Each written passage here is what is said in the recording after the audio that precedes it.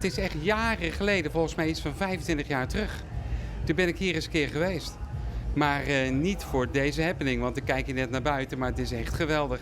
Ik zie hier gewoon duizenden mensen lopen en ja, echt wel heel leuk om hier een keer te mogen zijn. Ja, want normaal gesproken kom je niet zo vaak op een festival, hebben we gehoord. Dus dit is voor het publiek hier in de regio wel een uniek moment natuurlijk. Ik moet zeggen, ik kom wel geregeld op festivals, maar we kijken altijd wel goed in welke regio's dat dan is. En ja, we proberen er ook wel ervoor te zorgen dat we niet overal staan en dat we ook mensen gewoon ja, een leuke ervaring kunnen geven. En hoe zit het met de muziek? Heb je weer wat nieuwe nummers uit? Nou, er komt, op 14 juli komt er een nieuwe single uit, een zomersingle. En dat is wel heel erg spannend. Ook voor mij de eerste keer in mijn carrière dat ik iets in de zomer uitbreng. Maar het is echt wel, zoals ze zeggen, een oorworm.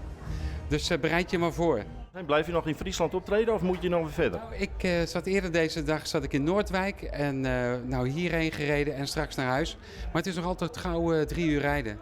Dus ik ben vannacht, denk ik, als ik hier klaar ben, toch rond 1 uur of 3 thuis. En Ismer is ook weer blij.